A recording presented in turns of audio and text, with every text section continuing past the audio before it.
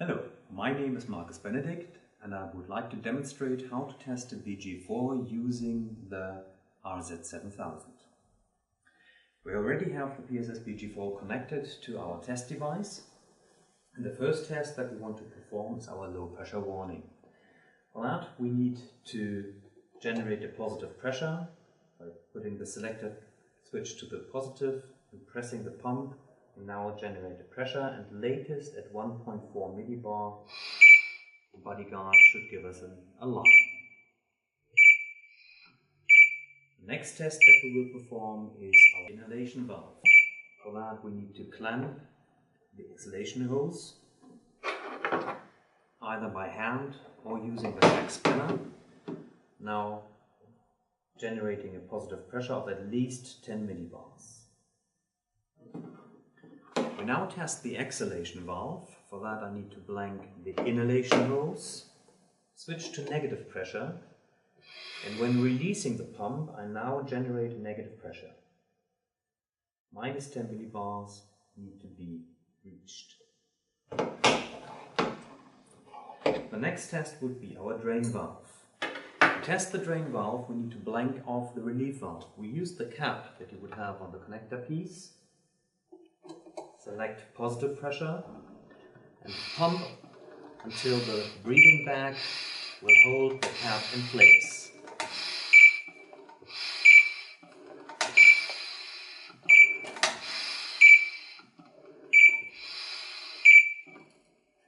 We now increase the pressure until we hear the hissing of the drain valve.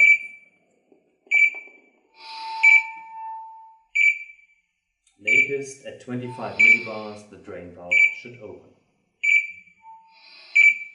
The next test is our low pressure leak test. So we switch the selector switch to leak testing, and by pressing the vent button drop the pressure to 7 millibar.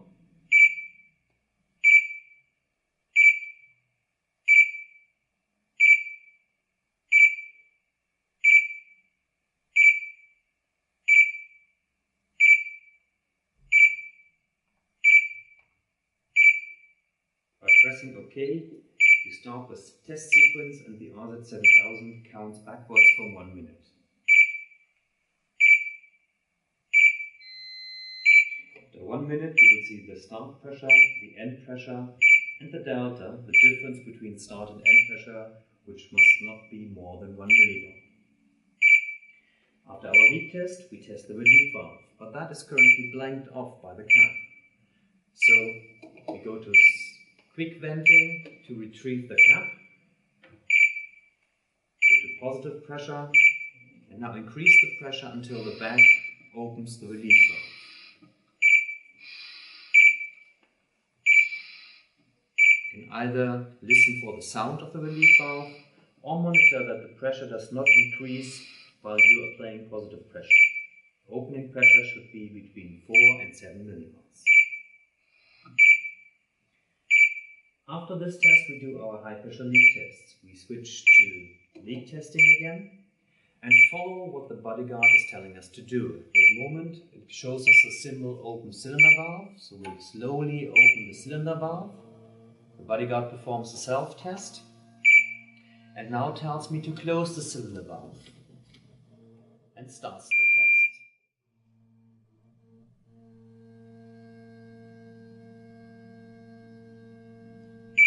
After the test, I'm supposed to open the cylinder valve again.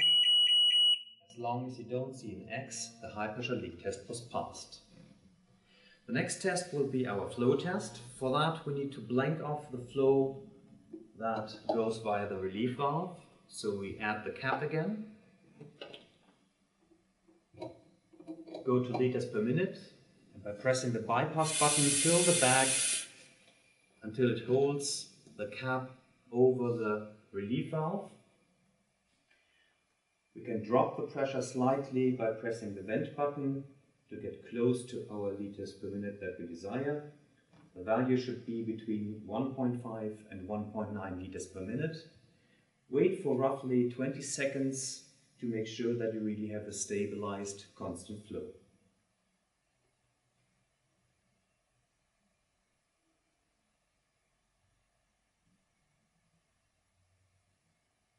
20 seconds, the flow has not changed. That would be your constant flow reading between 1.5 and 1.9 liters per minute. Now we test our minimum valve. For that we go to quick venting and wait for the hissing of the valve. Do not forget to retrieve the cap.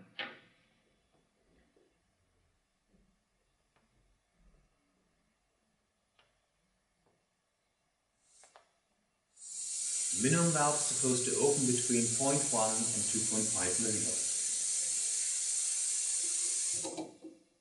For the test of the residual pressure warning, select the switch to leak test and close the cylinder valve. Monitor the bodyguard. Roughly around 55 bars you should hear the alarm and see the flashing red light.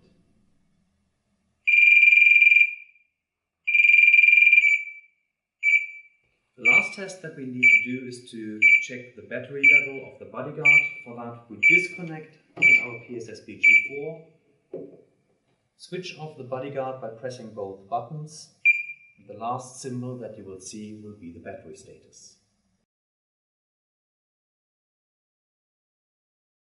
When you're finished testing with the RZ7000, turn the RZ7000 off by pressing the OK button and waiting for 3 seconds until it switches off. To press the pump you have to switch to positive or negative pressure, press the button all the way and then go to leak testing so that the pump stays closed.